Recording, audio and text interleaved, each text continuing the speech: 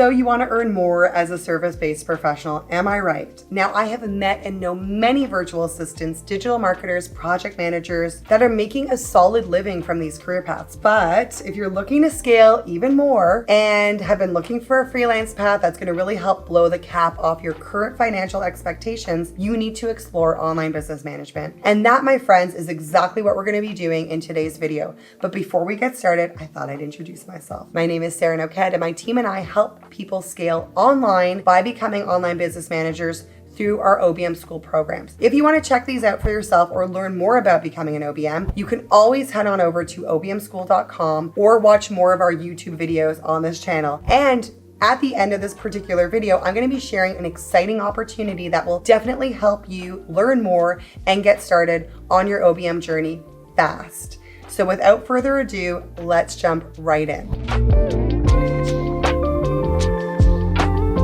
First and foremost, what in the world is an OBM and why would you want to become one? An online business manager works directly with small business owners and is responsible for managing the day-to-day activities. This is more or less the clear-cut definition of an OBM, but I want to dive a little bit deeper. I mean, what exactly do the day-to-day activities entail? So to give you an overview, this could be managing, creating, and implementing SOPs or standard operating procedures, managing projects, managing the team, managing the launch. The list could go on, but let me note right off the bat, you don't have to be the jack of all trades. You can specialize, which we'll talk about more about in a bit. I like to really view the OBM as sitting between strategy and implementation, playing a very pivotal role in bridging the gap between the strategic vision and its practical execution. Positioned at this crucial intersection, OBMs serve as the linchpin, ensuring that the strategic direction set forth by the business is effectively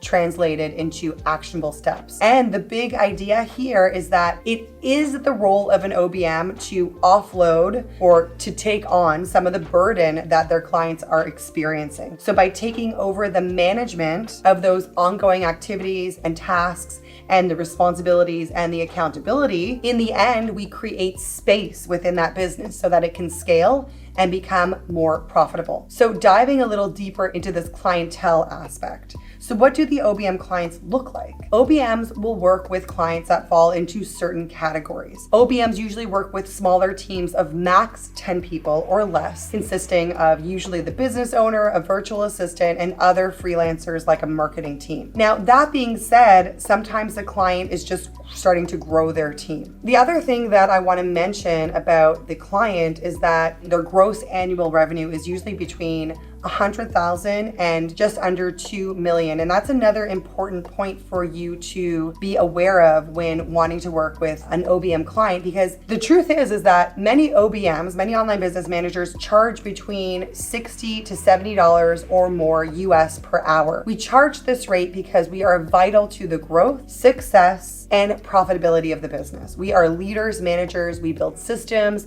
look at the big picture, and serve as the business brainstorming buddy, keeper of the big picture vision and goals, and being that soundboard for our clients. So an online business manager is really a viable investment for a small business that's making that right amount of revenue. Now, I just want to expand on this idea of being a business brainstorming buddy a bit, because truthfully, OBMs are really seen as a business partner more than anything else. You will be their go-to when they have a new idea to discuss. They will ask you for your ideas, input, and feedback. You are their trusted sidekick. They can trust you to keep that big picture in mind, be bold about sharing your opinions, and design and implement the systems that will help their vision come to life. So now, diverting back to what an OBM client looks like for just a little bit longer, I want to be clear here because I want to bust a common misconception that many up-and-coming OBMs have. You do not need to only have to work with online businesses. In my own experience, I have worked with many traditional offline businesses like real estate agents, doctors, lawyers, and I've also worked with a lot of online businesses like course creators, consultants, and coaches. I don't want you to limit yourself yourself. In fact, the OBM world is currently transforming into an entire industry. Brick and mortar and online businesses alike are discovering more and more what OBMs are and how vital we are to the growth and success of a business.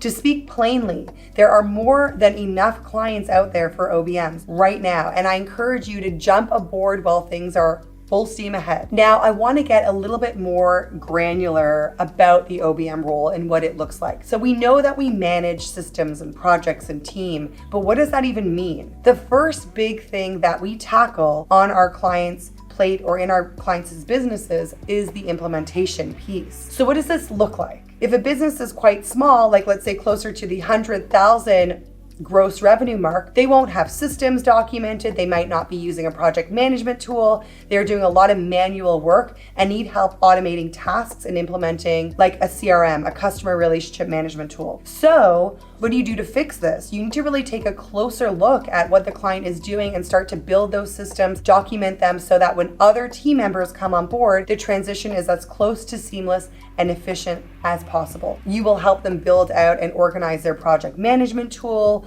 or help them set up their customer relationship management tool. As you do these things, you will ultimately be streamlining the business and saving your client, their team, and yourself boatloads of time so you and said client can focus on scaling. The next big thing here is strategizing with your clients. This falls back on you being that client's business buddy or partner. You will be in some form their sounding board when they want help strategizing for a launch, just for example. And I want you to remember that they really love your opinion and want you to share your ideas. Over time, and as you gain more experience, you will be able to pull on that experience and show your client what has worked, what hasn't worked in the past. Basically, you want to help them think through new strategies and implement it so that it has the best shot at success. Now, this kind of ties into the next point I want to make here. You are the safekeeper of the business's vision and goals. Your client needs to be clear on these things from the get-go, and I'll talk a little bit about that later. But you need to be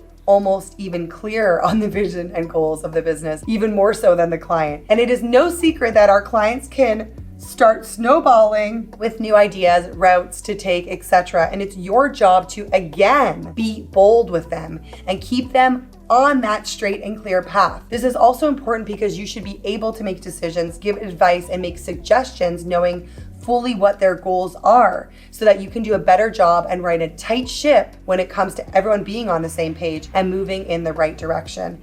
And finally, let's talk a little bit about the soft skills. As an OBM, you need to remember with great power comes great responsibility, and that includes being, for lack of better terms, nice.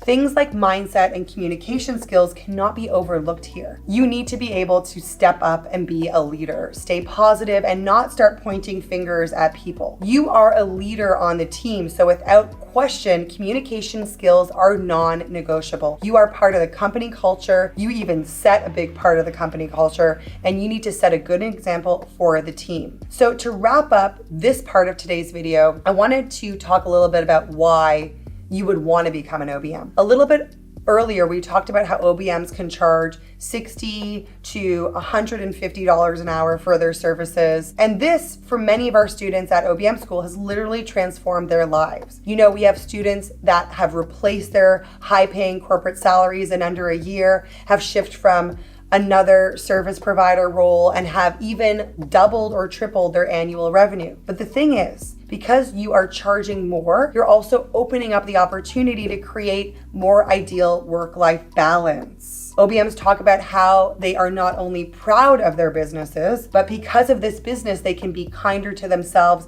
be more present as a parent, and can take and pay for vacations without feeling bad about it. So when it's all said and done, you are creating a job that fits you and not the other way around. You are creating a profitable business, filling it with clients who value you and enjoy working with you. And as a result, you get to live your life the way you want to. So the next thing we need to talk about then is, how do you make this happen? So I've personally trained hundreds of OBMs. And the most important thing that you need to realize from the start is that you can do this by leveraging your current strengths and skill sets. No two OBMs are the same. Our qualities may align, like we might be organized and detail oriented. That's what makes us so effective. But our professional background, global location, culture, past experience are all unique. Maybe you come from a coaching background, a project management background, or have been in corporate for the last 20 years, or you've been in law or in tech. We have had police officers, we have had doctors, we have had lawyers find success as online business managers. If you are organized,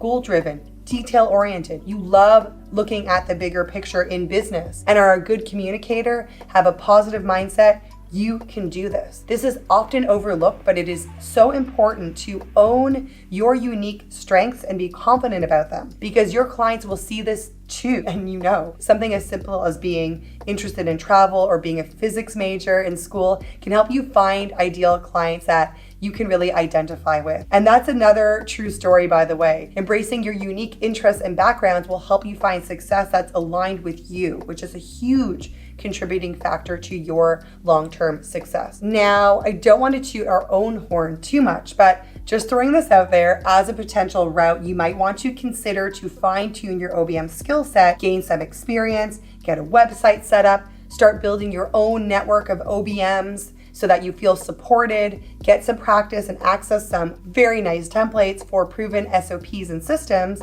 and even start putting yourself out there in front of your ideal clients with some amazing frameworks around sales. OBM School has played a pivotal role in guiding hundreds of individuals from all walks of life towards becoming successful OBMs. Our courses, both the OBM Accelerator and our next level OBM accreditation, have helped our students walk away from their 9-to-5s, increase their revenue as online service providers, and more or less find joy in their work again and transform their lives. And this pertains directly to our next big OBM success tip: build your community. Going down this route can be lonely, the entrepreneurial route, and frustrating all at once. It's not only beneficial emotionally to surround yourself with like-minded people, but it is so helpful to have your own sounding boards. Others you can gain insight and get feedback from, and even work on filling up your client roster, because let me tell you right now, referrals are key here. Once you get a few qualified clients that align with you and recognize you for the value you bring to the table, they will refer you to all their business friends that may need your help also. And some of these referrals can come from your network of OBMs that may have too many clients at this time, or may have connected with a client they know would align with you, and it goes on and on. The next thing you'll need to do is create a game plan that will help you land that first